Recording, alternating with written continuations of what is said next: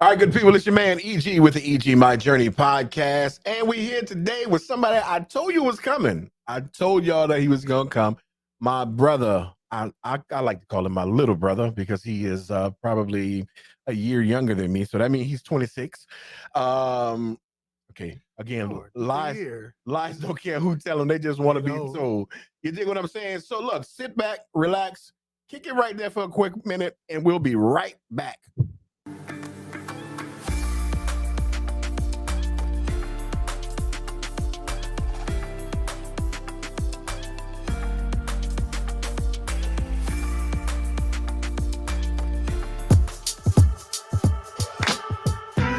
People, it's your man EG with the EG My Journey podcast.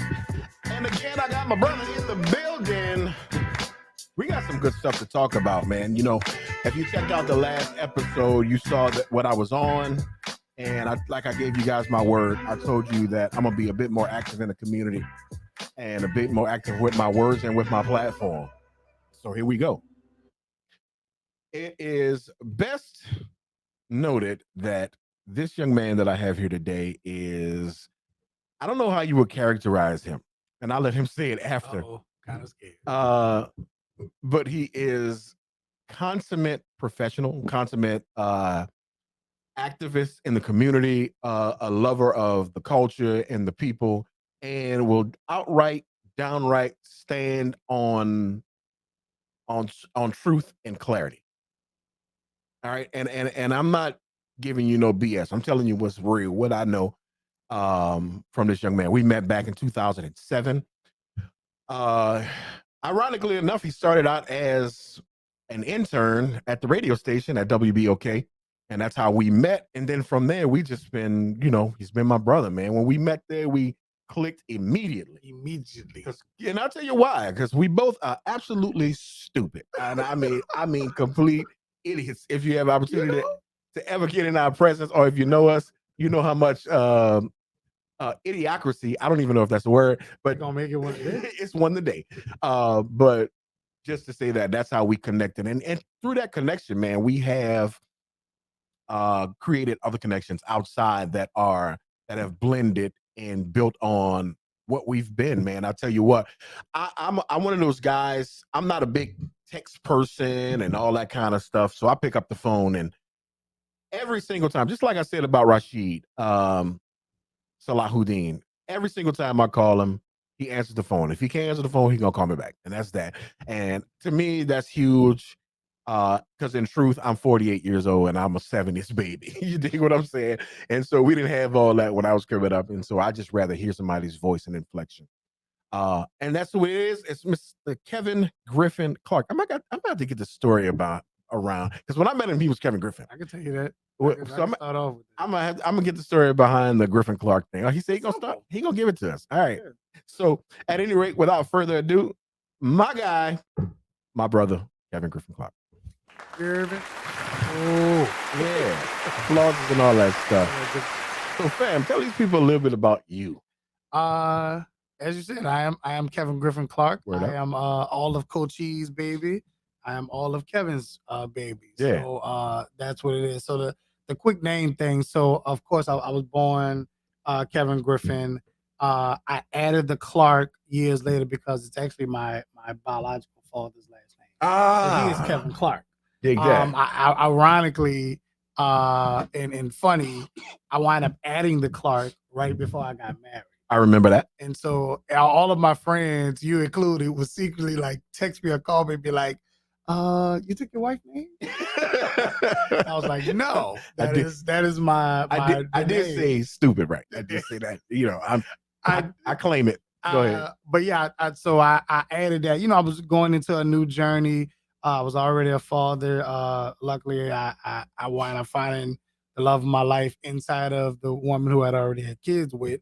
So that worked out beautifully. So, so going into this new journey at the time, I cut my hair, all that stuff. Yeah. That was crazy by itself. Yeah, because I never thought this dude would cut his hair. Yeah, me neither. I wound up making that call randomly. I thought about it, called my friend LaRonda up, and like I was like, "You at the shop?" She was like, "Yeah." Like ran in, girl, I just got out of the shop. I jumped in, and I was like, I think I'm ready to cut it. And she was like, all right, sit right here. And I took it all down and I sat down again and I was just kind of hemming and hawing. And she saw me and immediately like grabbed a pair of scissors out And then a draw and just hurry up and did it. Like, she was shut like, now up. you got to do it. She saw me hemming and hawing. But it wasn't a whole lot though. No. And granted, it still looked good. Now, I wouldn't tough, do it again because I always say it looked good. It looked its best right before I had to wash it. So I think that was too much maintenance. But I think even in some cultures, people cut their hair when they're going into a major life switch. Yeah. And that's what you were going to. That was exactly what I'm saying. So you married the love of your life, and that was a life switch. Because this the Kevin I knew right here. Yeah. Cornrows, and we had the conversation, and even in him being in politics, I'm like, you gonna cut your hair or whatever. And it was like, nah, I ain't cutting my hair. You gotta accept it. Now it's of course with a lot of things when you're doing stuff like this and you kind of go against the grain, and not go with the flow or how the way is set for a lot of other people. It takes a little bit longer, but I would much rather a burger off the grill from you than Absolutely from McDonald's. Absolutely. You know what I'm saying? It might take a little bit longer, but still in all, the quality is going to be always better. And without a doubt. That's kind of what I feel. But back to like kind of who I am. A friend of mine gave me one friend called me a serial entrepreneur. Yeah. And another friend called me an actionist or actionist. I like that. Yeah. Because she I like that saying for real. like a lot of people are activists and advocates, but a lot of them don't. A lot of times it's more social media or word based. Yeah. Like, you are there in the streets. And I was like, oh, I appreciate it. I told her I was gonna start using it. She was like, don't say my name, just use it. I was like, all right, cool. But that's kind of who I am. I'm born and bred Orleanian. I'm a proud project baby. Word up. It's who I am. I'm from the St. Bernard Projects, 3815 Duplessis. Well, no. 3820 Gibson. You know what I'm saying? Like that's who I am, man. I am a follower of Christ. So I am I never like to forget that. I'm an ordained minister, actually LD elect at the moment. Well, no. Nervous out my mind. Ain't that something? It's tough, man. Like you know that part of it. Yeah, absolutely. You already know. I'm as I said earlier, I'm a husband. Yeah. I'm a father of three. All three of them. All three of them. You hear me? All three of y'all. All three of y'all. Man, look, we had a listen. Y'all better put some respect on his name. Oh man, look.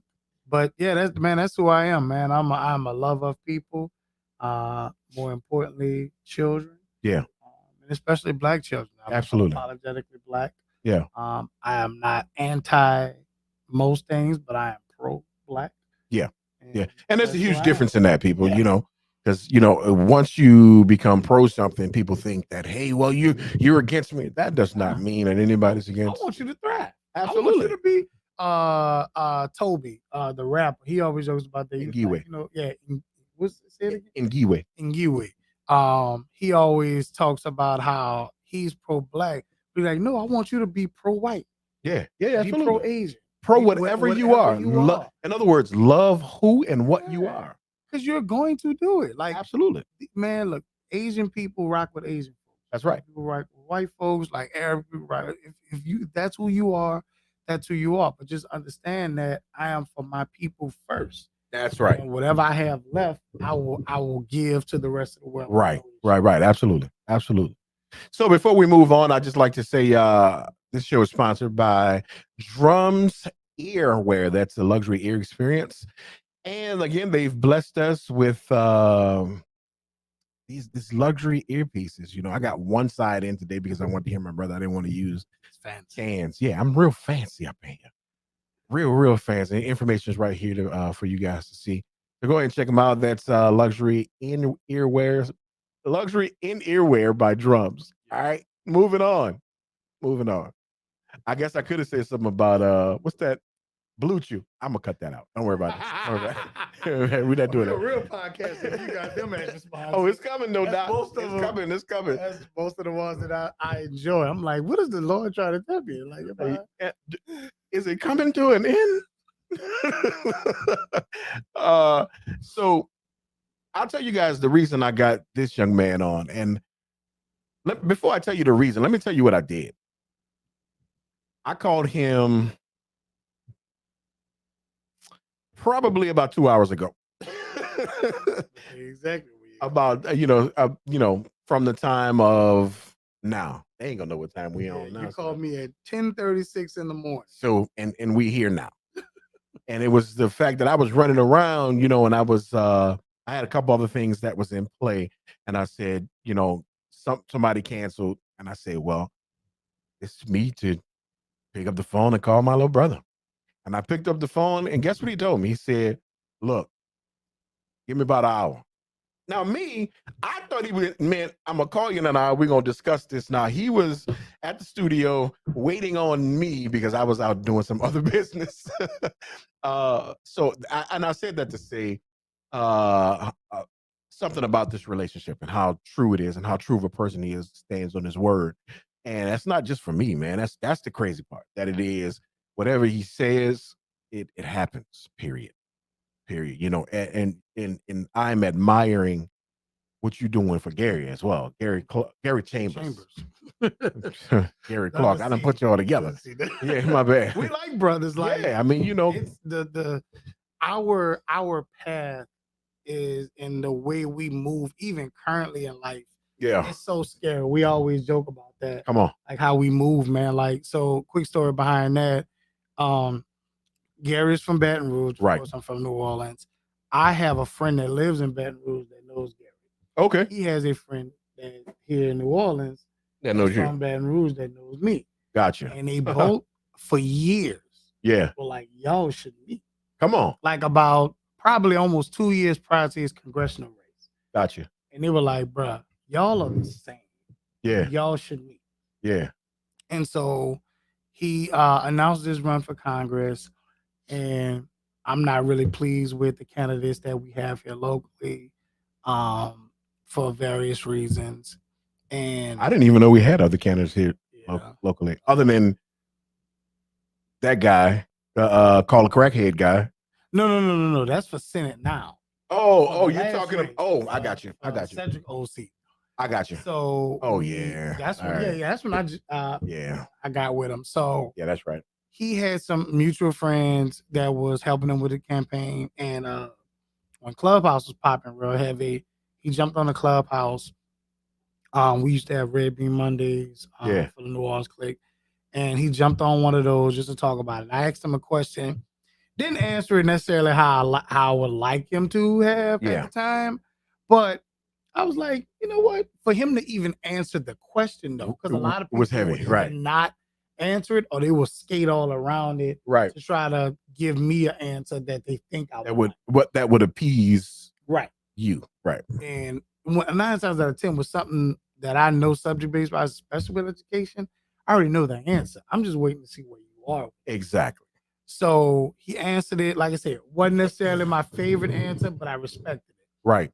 And then the next day, he did a meet and greet here at my partner's vegan spot downtown, and my partner Boom. Is that what's it was Vegan with a Twist. Oh, okay, yeah. Oh yeah, that's my brother's spot. So they just moved it, but so he was doing an event down there, and they changed the menu. Yeah. It's no longer. I know. Anyway, go ahead. So they I heard my partner Boom's voice. What? No, that was who.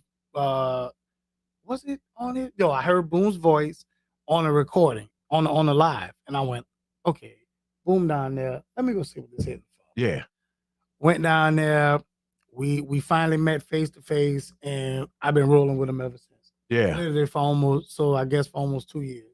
Yeah. We've been rocking ever since. This is the second race, and he's right now came in third for Congress. Won most of New Orleans. Yeah. And I think that's because of the work that we did on the ground down here, and now he's and that's crazy because that is a New Orleanian who is in the seat. Yeah, two of the top candidates were from New Orleans. I'll tell you a story. Majority of New Orleans. I'll tell you a story about that off Okay, cool. Yeah, I'm pretty sure we got plenty of stories for that. But yeah, that's how that happened, man. And so we, like I said, we've been rolling ever since. I literally, like, before you hit record, I was just texting about some stuff. So Dig that. yeah, I've been with him. We gonna be together almost damn near every day for the next couple of months. Yeah, it's time. Yeah, It's time we for the got roll up. November 8th is the election, and then prayerfully, God sees fit, we go into a runoff. Yeah. And we win from there. There you go. There you go. My prayer is that he just wins straight out. Hey man, look, That's my prayer because I'm all right. That's we need us some we time. need Then truth. we can go and get, because I'm pretty sure there's going to be a runoff somewhere else around the country. If we went straight out, we can go and help another senator. Absolutely. Get that in if we're already in. Sort of on that Stacey Abrams train. Yep. Yeah, absolutely.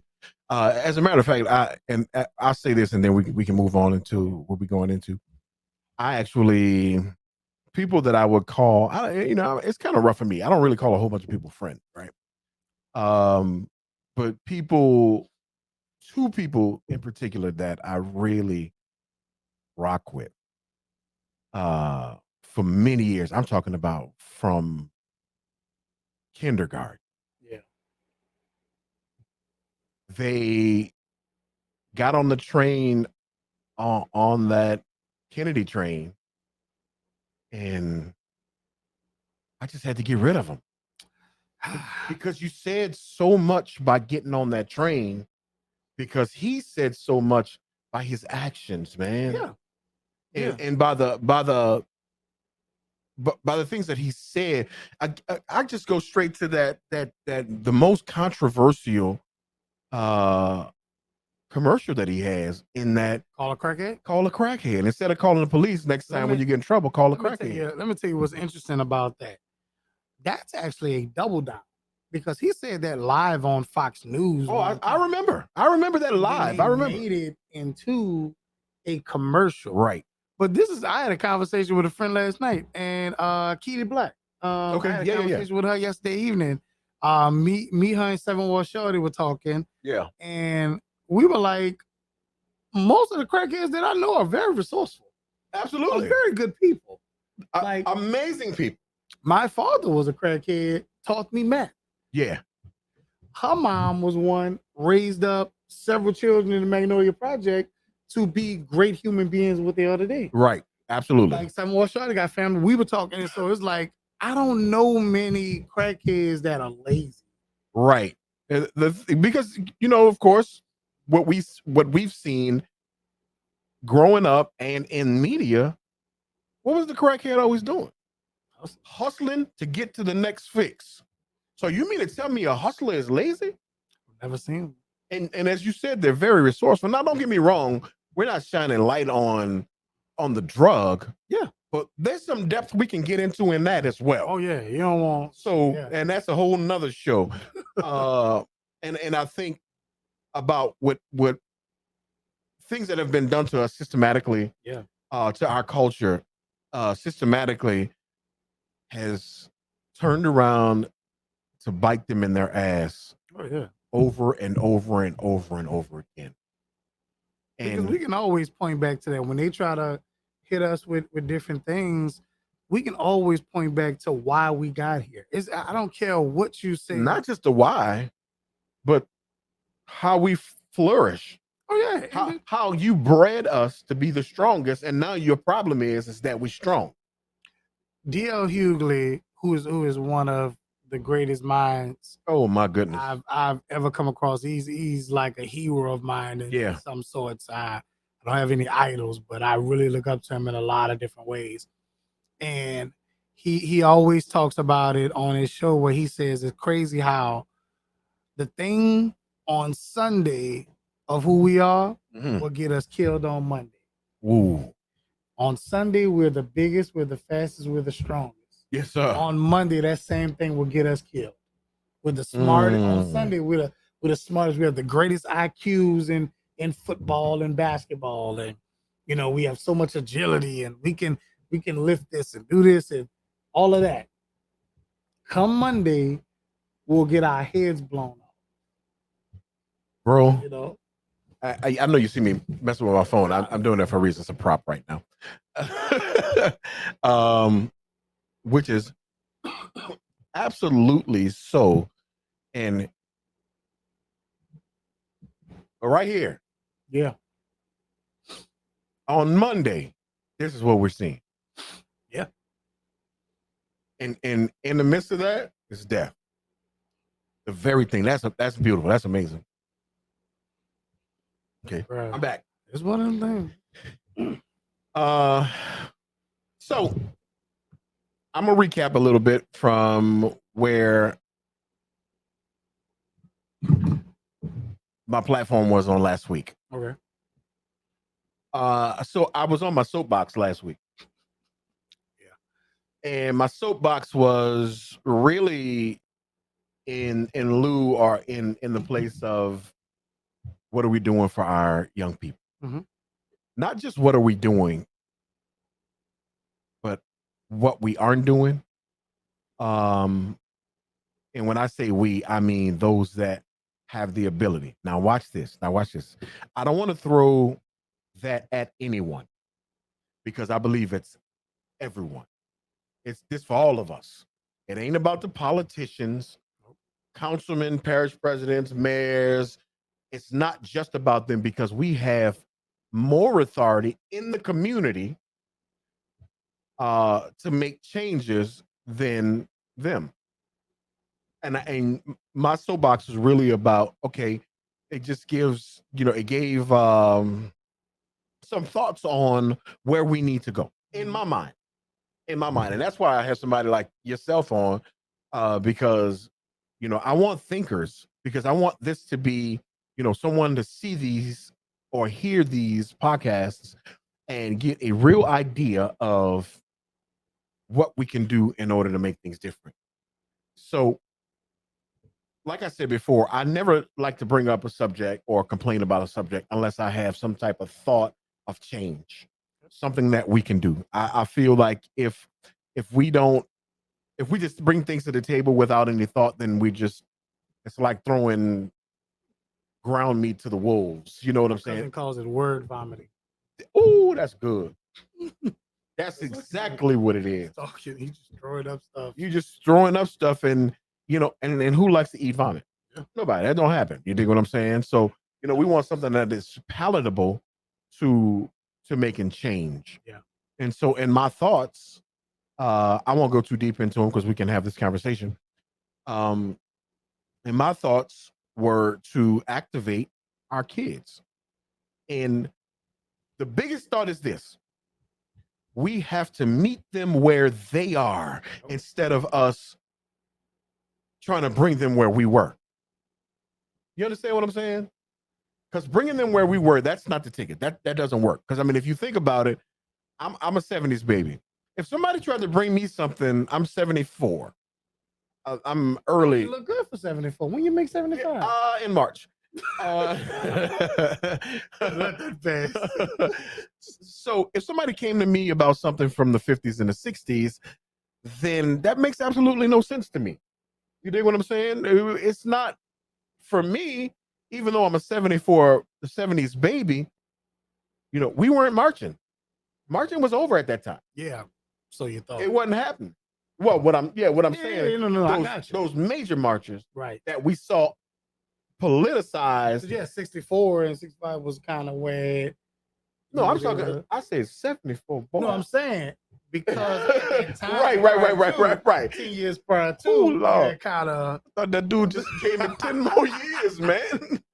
No, man, because at the time, absolutely, Dr. King and all of that. Absolutely. So my sentiments exactly. So here we are, man. It's 2022. Yeah, and we have to be ingenuitive in our thought. We cannot just be one-dimensional. As a matter of fact, we can't be three-dimensional nowadays. Oh. We got to think inside the metaverse. You dig what I'm saying? I often say, look, when people ask me, they'll be like, "What's the solution?" I'll be like, "That's where you're wrong." Yeah. There's no one solution to That's this. right. There's no one problem.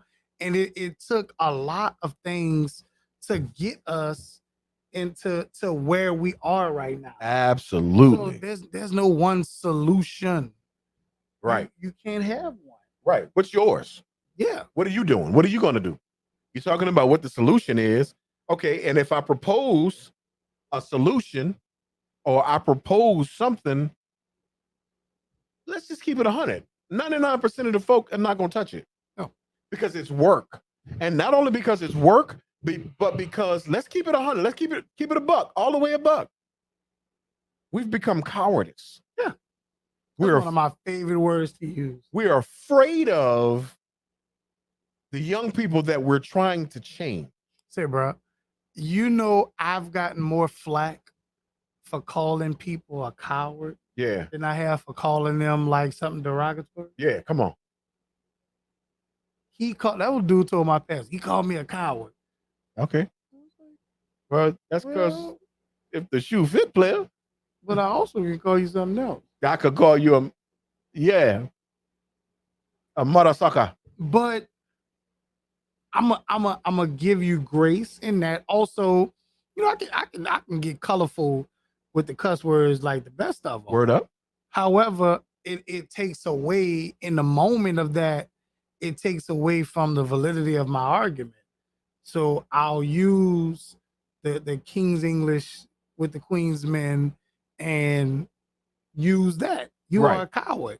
Because one time I went to a school board meeting and I gave the definition of a coward. Yeah. So not that there's no mistaking on why I'm calling you a coward. Right.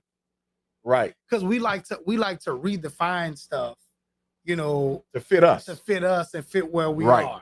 In some cases it works and it goes, but then in a lot of cases it's used to kind of take the sting out of what stuff that needs to have sting into it. Right. You know what I'm saying? We took the N-word and took the sting out of it in a lot of ways and made it an enduring thing. But you can't do that with cowards. Right. Nah, you can't. What it is. You are not you are fearful of making change. Uh-huh. And that's what that is. Like one of the ways that people like to mess up definitions. I used this one time during a school board meeting where they'll say, one of the definitions for insanity is doing the same thing over and over, expecting different results. Right. Ironically, I saw that. That is not the definition of insanity. That's right. It's not at all. It's actually more in line with stupidity. Right. Like that's the real what it lines up with more on a daily. So, Right. And I'm sorry, excuse me. And it's like you said, it is we create definitions or we create situations that suit us. Yeah. Versus truth in what's in front of us. Yep. And that is not. How can you win if you making stuff up? We can go to what do they say about the Bible? Don't add nothing and don't take nothing away, right? So why do we do that in general life? Because we don't want to be uncomfortable. Absolutely, right. And here's the thing. One of my phrases, trademark, is accountability is not an attack. And when I say that, I often say behind it, and it starts with me. Yeah. I have to hold myself accountable first. I love have that. to look in the mirror and make sure that I'm righteous before I come at someone else. Yeah, I think that's what I put on the painting that I was doing to you. Yeah. Now, granted, am I perfect in my ways? No. I fall short. I mean, who is? I mean, anybody but me. But I mean, go ahead. Who all can beat E. George? You know what I'm saying? There's only one. You hear me? Anyway. I'm just me, But it's just kind of one of them situations where people don't like being uncomfortable. Like I'm right now, like I said, just dealing with this LD elect thing. Man, there's a lot of uncomfort. You're preaching to the choir, fam. You ain't even got to tell me. And it's just like, of course, once the mantle is given to you, the attacks start coming. Absolutely. And man, the first week of it, man, I don't think I've ever been that lazy in my life. Yeah. Yeah, and then you got a whole bunch to do in a short time.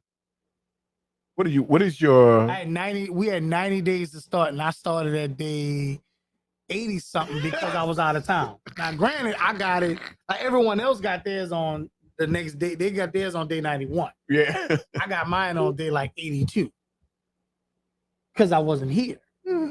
And then on top of that, I wasted a week. Yeah. So that's like articles and all that stuff, right? And then I have like ADHD and all this other stuff. Yeah. Bruh. Because he's just a bad kid. I did say stupid, right? I don't mean STUPID. I mean STOO PID. That's what I'm talking about. STOO PID. But so back on topic. Yeah. Anyway. So what's the solution? I'm just kidding. Just kidding. Why do you add an S to it? Let's start there. So before the show started, we began to have conversation, and anytime we have conversation, it just always goes there. You know what I'm saying? It's that things that happen when you're in relationship. So for me, it was, me spanning out my thoughts.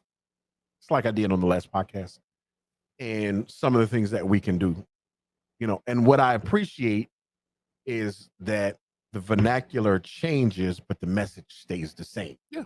And so here's what I'm saying. So my thought was we don't have enough social engagement, our young people, where we did when we were younger. That's how we were able to come up with thoughts and ideas. Whereas today, everything is finality. When these kids put these headsets on and they're talking into these games, they don't know what these people are. They don't know what you look like. So they say anything and whatever, right? So when they get behind these phones and they want to text, they text. And in the text, there is no feeling and or emotion. So that's why I like to pick up the phone, because I want to feel the connection there. So in those things, there's absolutely nothing. This is the analogy I gave on the last show. Okay. In school, 4th grade, there was a kid. His name was Johnny. Johnny was like, this was 5th grade. Johnny was like 6 foot. In the 5th grade, he was a big boy. Sheesh. He was soft as silly putty. And I knew he was soft. Now, mind you, I'm tiny. And I'm not the girthy guy that I am now. I was very, very skinny and I was short. I didn't handle Johnny like I handled somebody else that looked like Ray. And the reason I didn't handle Johnny, because if Johnny got out of hand, doesn't matter how soft he was, but if Johnny said, you know what, I had enough, it ain't going to take much for Big Johnny to take little Eben by the throat and slide you. And not only will my physicality be broken, my mentality would be broken, and my social engagement would be broken. Because now I got to figure out how to come back around my friends after Big Johnny and kick my ever-loving quat madamus. And then with that, a lot of times you have to go back even stronger. Exactly. And do more damage. Exactly. And that's what and that's the nature of this flesh, right? So back then, I knew, because I was in a social experience with him, that I'm not about to play with him. But when I got this headset on, I don't have a social experience. And I left that to the same thing with playground. In the playgrounds, you come across other people, because it's not normally in school, not normally, but in school is everybody that's in your school. And most times those are the same people that's in your neighborhood, in your area. At the playground, it spans out to other portions of the neighborhood, or other neighborhoods. So it's other people and other kids. So now your social experience turns from just school to the surrounding areas.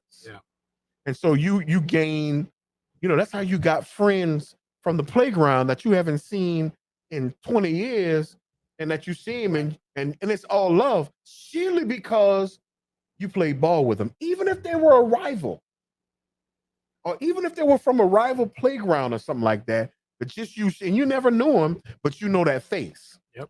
The social experience changes all of that. Our kids are lacking that today. But I think In a lot of large, different ways. in tons of ways, in the educational system, Yep. tremendously in the educational system, because it's just, and when I say that, I mean all around. I'm not talking about the New Orleans metropolitan area alone. I'm talking about around the country. Yep. And we can see it in the actions of what's going on and going forth. Government is failing us by leaps and bounds. And when I say government, I mean local, I mean state, and I mean national. All government is failing us. Yep. And I'm not talking about just little melanated kids. I'm talking about children all over the planet. Now, some are more than others. Yeah. But I'm talking about a whole, right? And what we're not doing is we're not meeting them where they are. Right? We want to give them the old frame, and this is why I referenced that earlier. We want to give them the old framework of what we grew up in and how we grew up versus coming into this. Man, listen to me. We're in a world right now where finance, currency, it's not changed or changing. It's there. We're here with cryptocurrency, with NFTs, and the operation of the stock market. That's your currency. It's no longer the gold standard. Keep it 100. We're in a place where this phone, this computer, this is where you live. This is where we live now. But yet we're trying to give our kids a petroleum-based learned experience, or a cotton-based. How about that?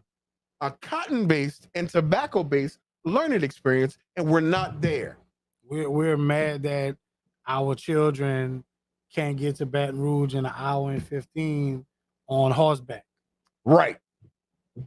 Exactly. And that's crazy. We're in a four-wheel car world. 4-wheel world. Motorized world. And which sooner than later, we're going to be in a flying electrical world. And that's where we're going with a lot of stuff. We there. Of course, with cars, we see it. Absolutely. Even my car, I have a Ram 15. I have a 2019 Ram 1500. And like, I've looked under the hood several times. Most of that stuff is not like, it's Greek mechanical. It's electronic. It's like electronics. That's right. A lot of my car. Like, so I can only imagine the newer vehicles as they are going to be coming about, in hybrid vehicles and things like that.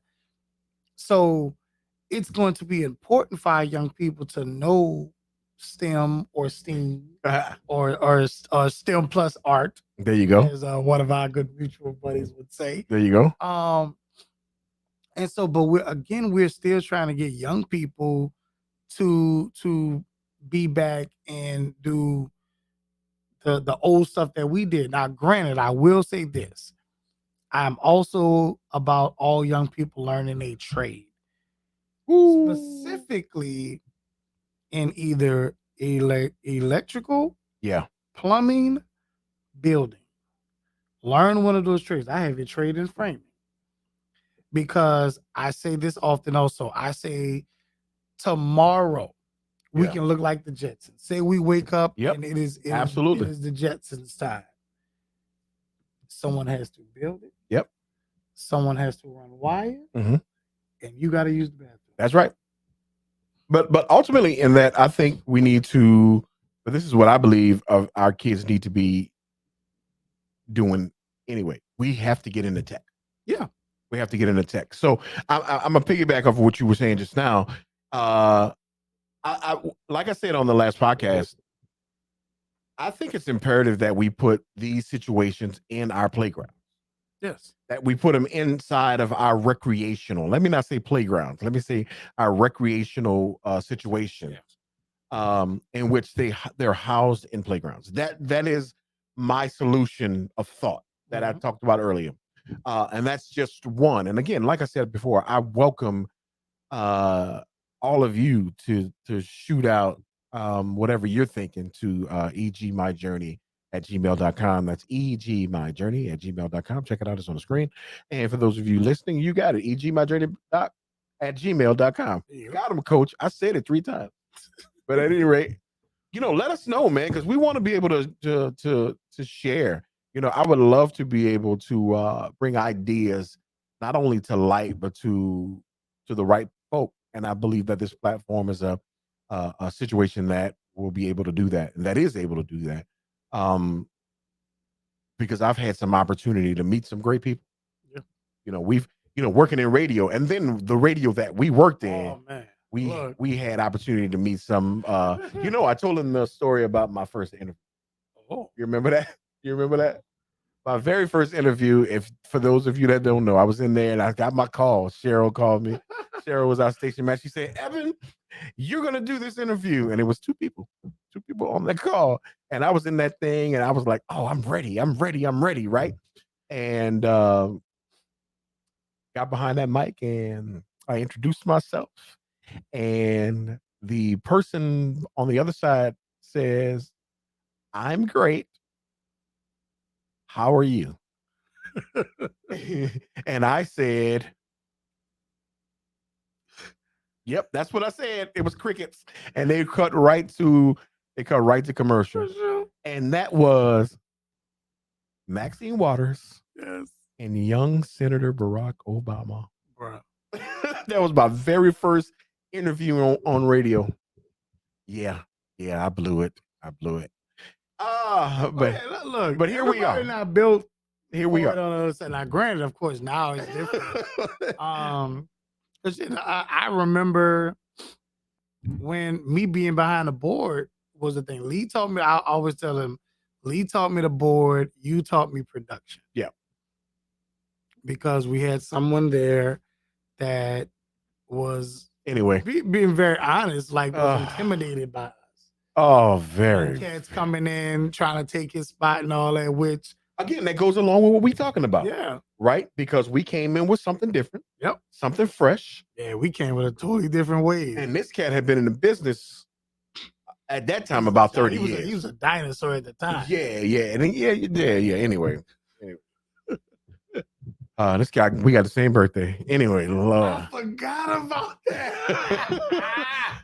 Lord. At any rate. Oh my God. Back to the subject at hand. Get on the subject. Stop tripping. Stop being so silly. It's your best friend, man. Oh, I was brother. about to throw off the second floor. Oh, man. Fired me the first time. Lord, the first time, right? First time. Yep. I don't know if you remember when Cat came in my neck.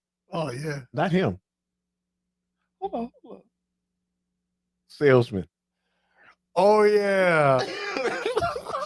Lord, I don't even know what it was about. That boy was trying to get at me. Rest in peace. He's not here anymore. No?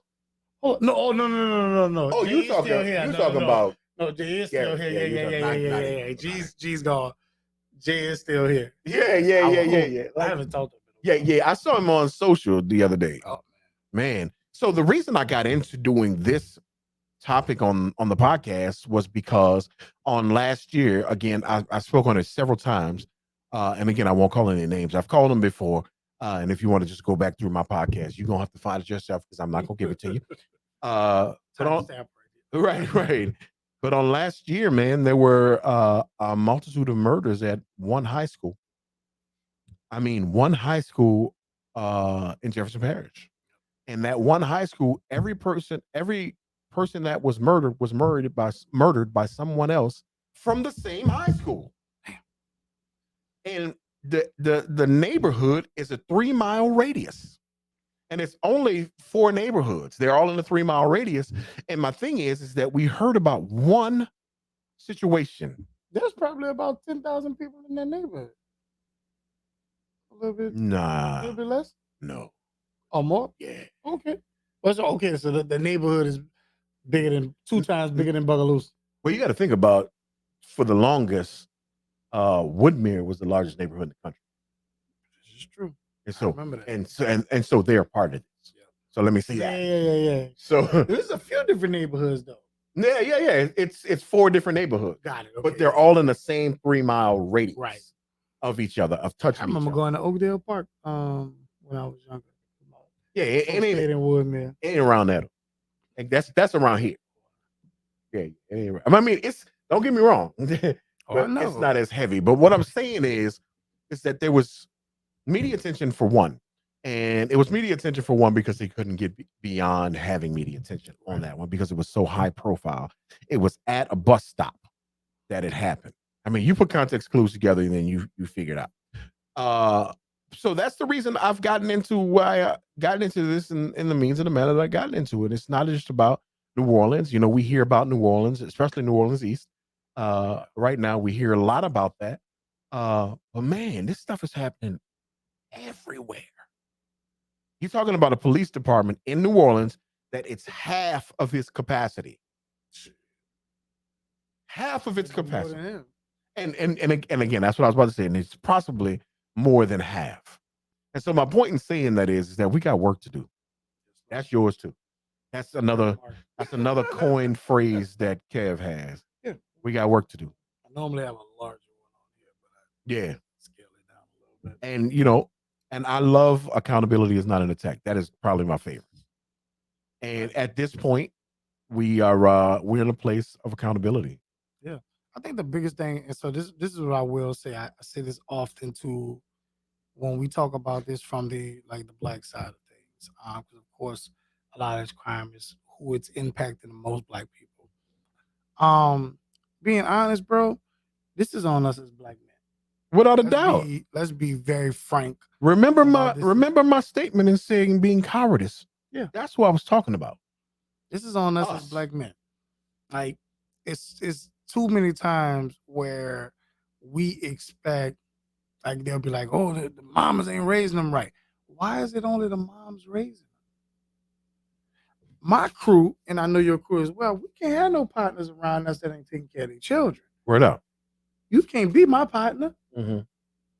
No, ain't no happening. Word. I understand with child support things here and there, but that don't stop you from being a father. Yeah, that don't have nothing to do with that part. That don't stop you from being a father. Yeah. So, like, you can't call yourself my friend. You can barely call yourself my damn associate. No doubt. Being around me like that. And I think that's one of the biggest things. And that's why people see me the way I move, like with the 18, with Erase the Board and stuff. I'm the only guy. Yeah. And part of the reason of me joining them or us joining forces when we did was, you know, they were talking real crazy to these women. Yeah. I can imagine. I had to step in, you know what I'm saying? And just my presence alone says enough a lot of times. I'm 6 feet, 285, 290. Yeah. Cornrows.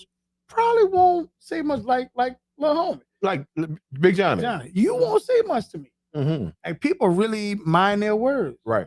Now, granted, my first inclination is not to hit, but I'm going to, granted, it's there. Yeah. You never get it twisted. But again, it's social experience. Yeah. I say often, I come in peace, but I'm always ready for war. Yeah. Oh. They coming. Don't you ever get it twisted. Yeah. Like I come in every situation, I come in peace. Yeah. Even hostile situations, because I'm also now at a point where most of us, once you hit a certain milestone, you're like, look, I done did all that wrestling in the streets. That woo-woo and rah-rah. Yeah. That's why I laugh at like old cats that want to be thugs now. Man, stop. Like, if you ever was really off the porch at a certain time, yeah, you don't want to do that anymore. That's right. You don't. Gilly, I watched a episode with me and I was with the gang. It was like, man, look, we done seen so many cats take that escalator ride up, all down. You know. Right. Whatever your ride is. Right. But they're not here no more. That's right. And I saw so much of that growing up. Man, I don't want to be involved in none of that, man. I don't want to. I'm a and my obligations are different. Yeah, much different. Man, I got people I gotta go home to. The foundation in which I uphold, because I'm no longer standing on, or just standing on foundation. I am the foundation. I'm it now. I So am it now. I've got to think different. I got In my people that thoughts, I got to move different. D1, my one of my best friends and my favorite people. He has a song on his second to the last album was like My People Need Me. Yeah. It's one of my favorites. It's like my theme song. I Right. play it often. I play it a couple of times a week. I remember when it first came out, I played it several times a day. Yeah.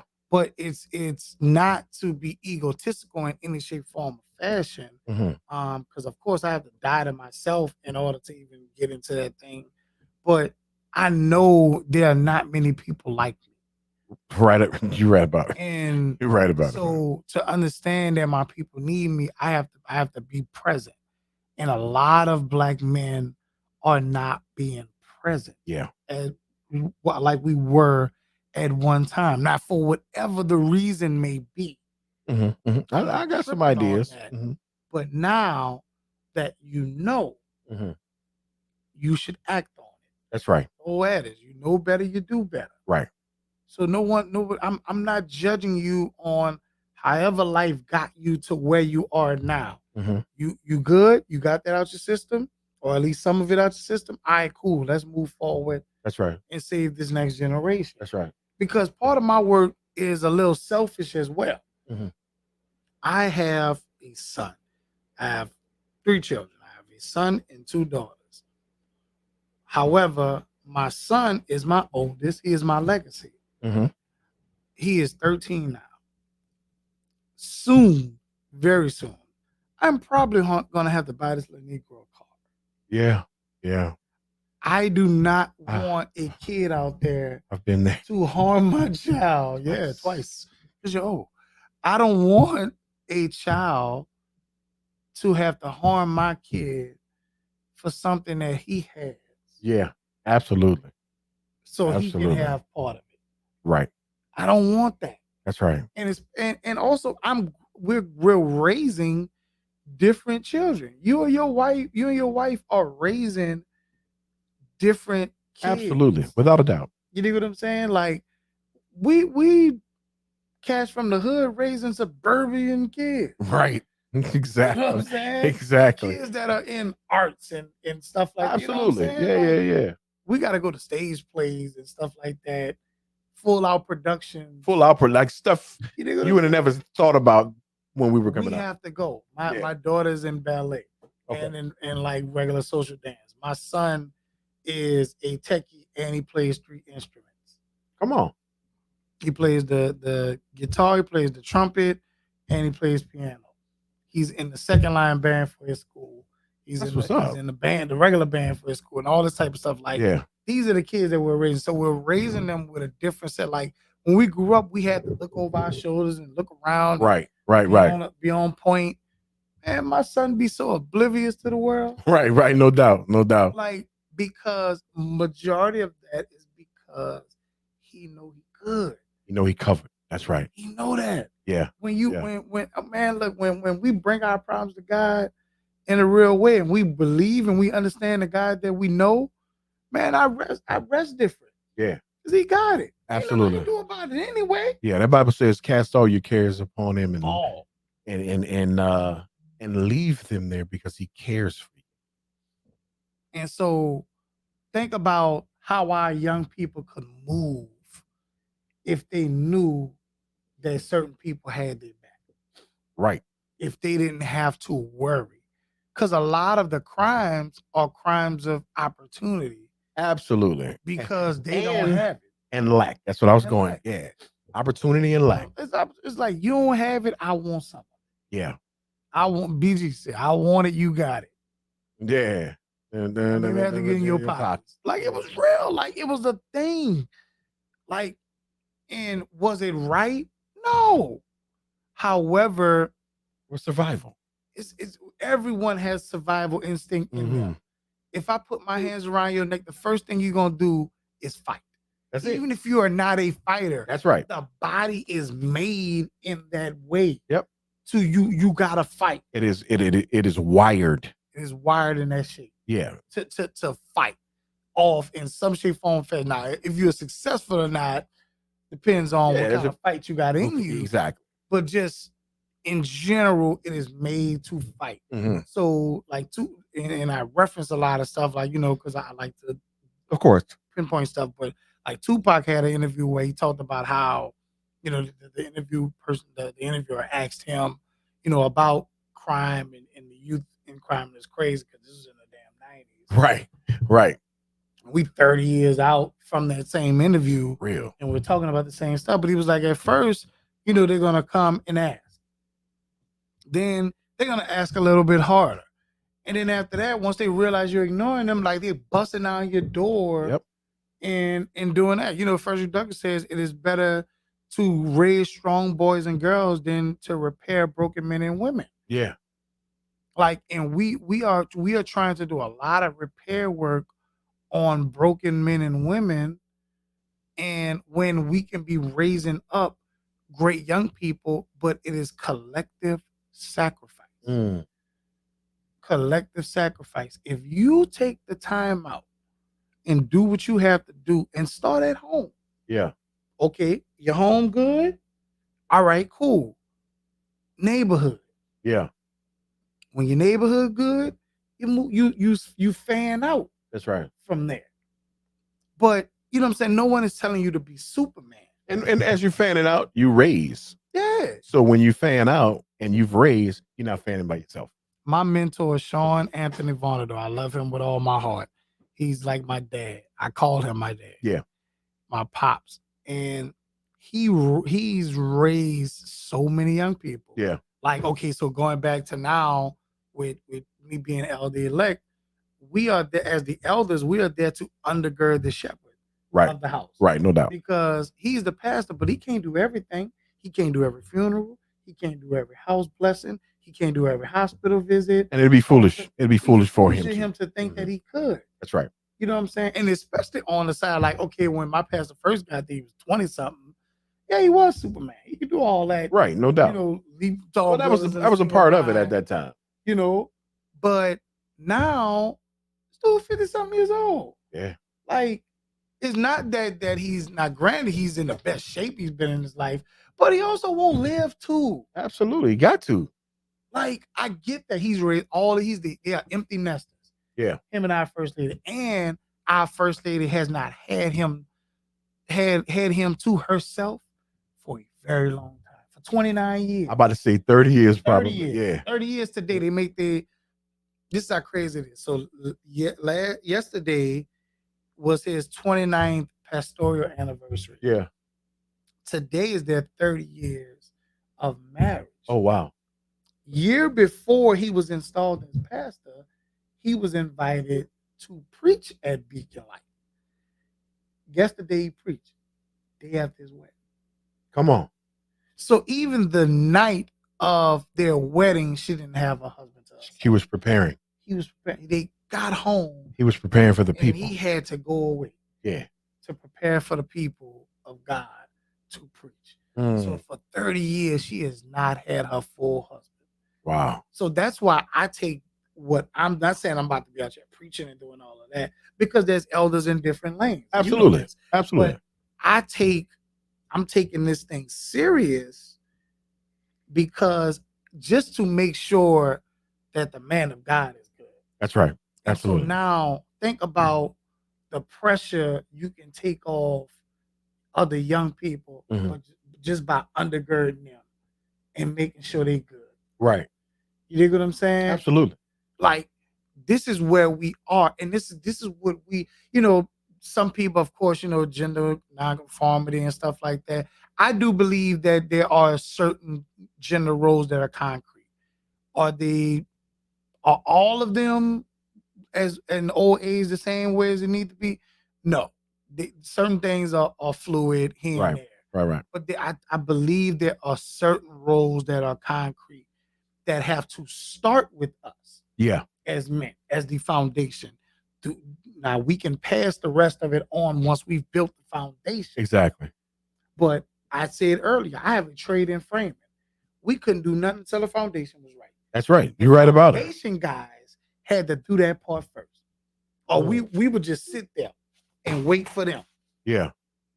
Yeah. And when they were done and they said it was Then done, you can do your job. then we can do our job. That's right. And I think as men, we set the foundation, and then because some foundation guys could build.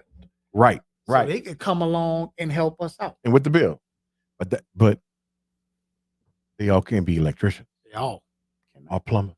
And I ain't play with electricity. My daddy, Kevin Clark the First, was a master electrician. Yeah. And I ain't play with it. Yeah. I ain't trust it. Right, no doubt. And my point in saying that is that we all have jobs. Yes. We have roles and positions. And I'll go back to where I started. We cannot cower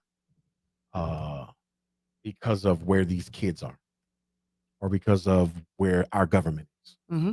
We can't cower because of us being afraid to move by what someone thinks or how someone feels.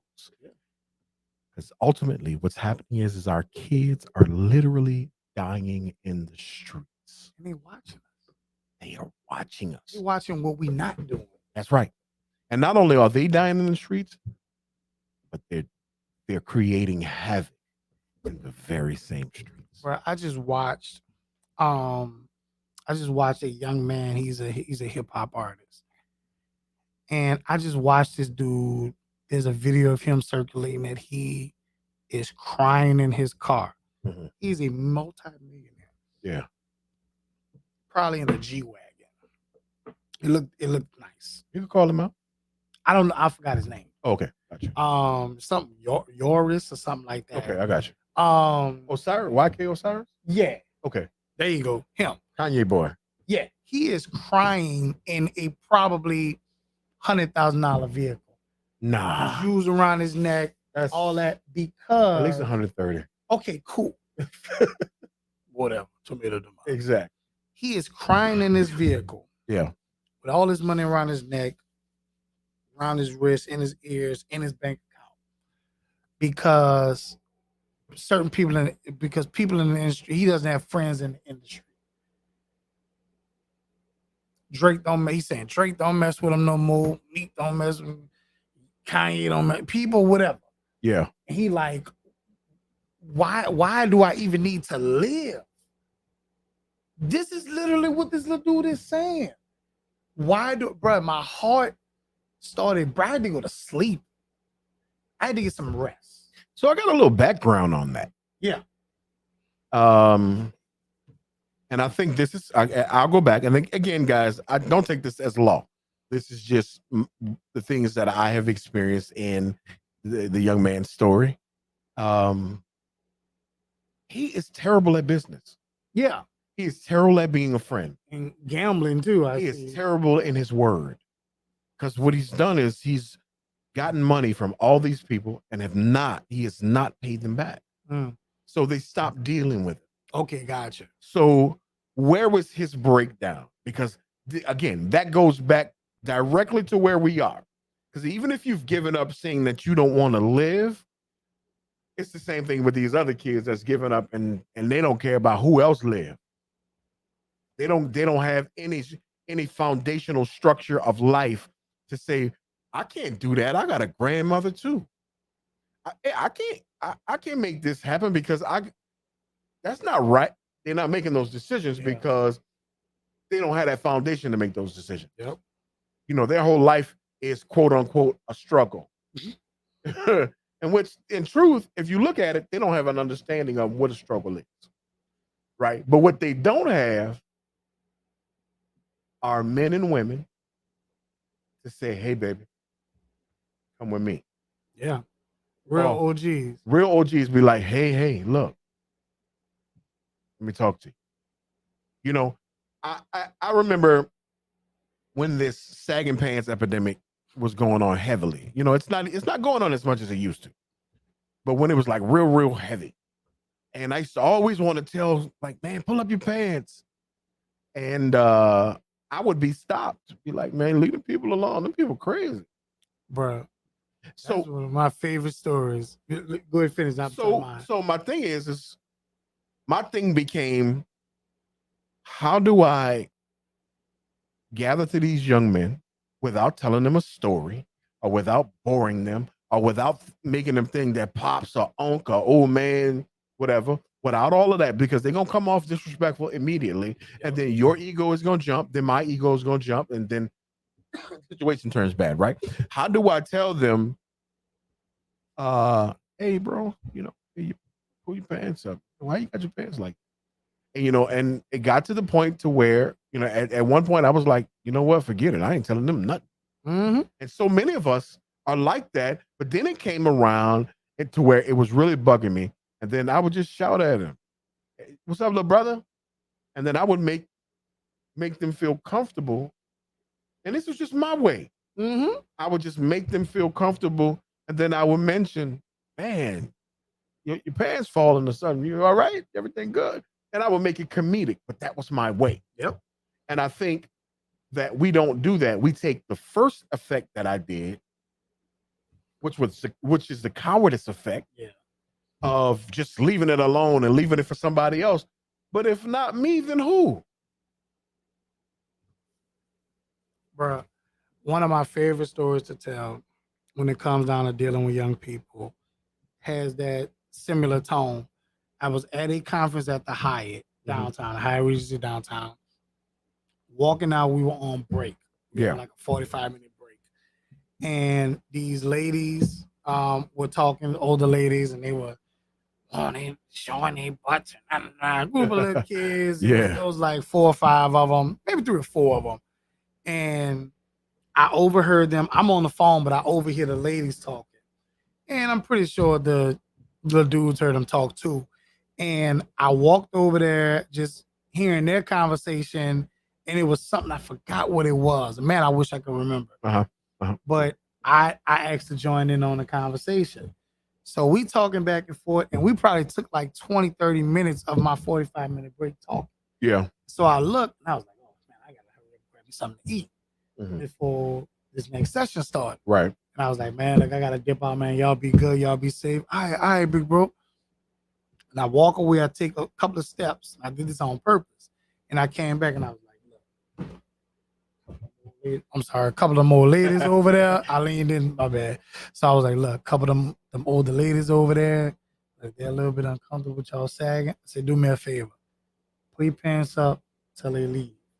They coming behind me. I said, and when they leave, you do whatever you want to. Right. All right, for sure. And they start pulling them up. So I'm grabbing me a sandwich at the buffet, and 2 of the ladies from the little group come walk up. Yeah. And it was like, how did you get them little boys to pull their pants up? Because we were having the talk. And I said, yeah, I heard y'all. Yeah. And I was like, I wouldn't have listened to y'all either. And he just kind of looked stung. Now, this is because it's funny. This part of the story I don't really tell much. Yeah. Because I spoke to them. I was a little upset. Of course. But granted, I didn't disrespect them. But they saw my tone, how it went. Because I was like, you have to talk to them better. Meet them where they are. It's the same thing. And I said, you saw how long I was sitting there talking to them? He was like, yeah, you were talking with them a while. What were y'all talking about? I was like, what they want? I don't know if it was sports or something, but it was something I had knowledge on, and I was able to help. I feel like it was sports because I was able to give them like formal playback of stuff to get them to understand where we are now. Right. But still. But even if it wasn't, you gave them an ear. I gave them that, and we were talking and laughing, and I didn't know them the dudes. If one of them walked up on me right now, I wouldn't know who the hell he was. Right. But yet, I gave them that ear. I wasn't scared of them. We talked, and I'm in a suit. Right. No doubt. They're dressed streetwear. I'm in a suit. Yeah.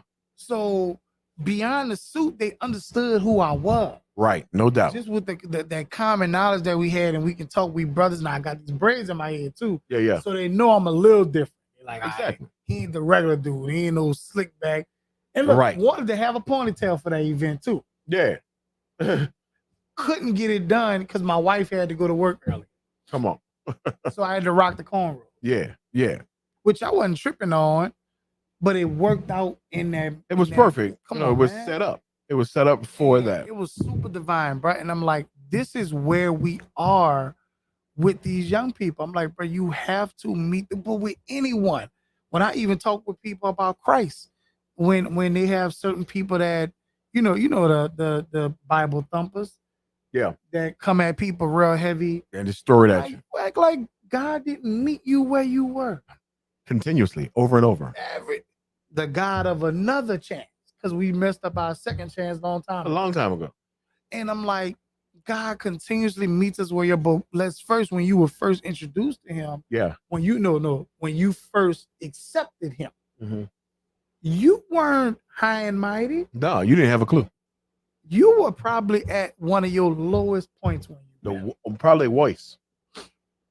And yet He said, "Come here, dust you off, clean you up, and bring you back out there." Hit him with that Aaliyah. Dust yourself off and try again. You know what I'm saying? And it's like we play this game as if we weren't that person. You know what I'm saying? Like I was that dude at one time. One of my cats that I work with in advocacy, Earl often says, man, I cause so much havoc in my neighborhood. I owe it to them to make it better. Yes. And that's why he advocates. When I tell you, every time I hear him, damn near every time I hear him tell his story, he uses that point. Yeah. Like I caused enough hell. I should be one of the ones making it better. Right. And if we're honest, especially the cats that you hear, man, in the 90s, in the 80s, it was like this, it was like that. Yeah, you were probably one of them people terrorizing your neighborhood. Exactly. So you know exactly, but they'll use the excuse, man, we wasn't like that. We had rules, we had a code. Teach them the code. Teach them the rules. But refresh the code. How about that? That's where I'm at with it. Refresh the code and then teach. How about this? You implement them in the new code to help you to refresh. Because somebody taught me the code. Exactly. Because we was young and wild and cutting up. Absolutely. Hey. And that ain't it. How we do that, right? That ain't it. Chill out. That's it. And you had to respect the game. And that was it. They were meeting you where you were at that time. Yeah. But man, I just want to say, I just want to thank you, bro. Thank you for coming in, and thank you for being a part of this. And we got to do something that's something else. We talked about Pastor Everett and I talked about all of us. I was with him yesterday too. His 9th anniversary. Yeah, absolutely. He go to 29th. Absolutely. You know, and that's you introduced me to him. Absolutely. Yeah, right. When we did the show on Be Okay. And that's crazy. I introduced him to Jonathan, who was one of my kids at John Ehret High School, on the radio station that we were a part of bringing back to the city. You know, now we the best. Full circle. Absolutely. Full circle. My guy. So with that being said, man, I really would like to continue this conversation, and I would love to probably bring him in and maybe at that point get Dr. Wyatt in as well. Cool. You know, and make some stuff pop. And she was on WBOK this morning. Okay. And make some things pop. Say, bro, I'm excited about it. I'm excited about what's happening and what's going on in my neck of the woods, guys. Keep your eyes open. There's some things coming up that is going to absolutely rock the city and what we do, and I am a part of it. Not am I part of it. It is what God has given me to be and to do. As we get closer, we'll start to give you some things and give you some sight, but just know that there's some great things coming, and they're coming very, very soon. Yeah, coming soon. That's about all I will say on it. Yes. But again, I'm so excited about it, man. Again, I love you, bro. Yeah, absolutely, no doubt. As usual, it's your boy EG with the EGMJ podcast, and we are complete for the day. We are wrapped. You did. Keep it right here. Keep it tuned in because we got some more things coming up. Let's see who's gonna be the guest next week. I think you're gonna be surprised. I think you're gonna be pleasantly surprised on my next week's guest. We're gonna continue this conversation right here on the EGMJ podcast. Keep it crooked.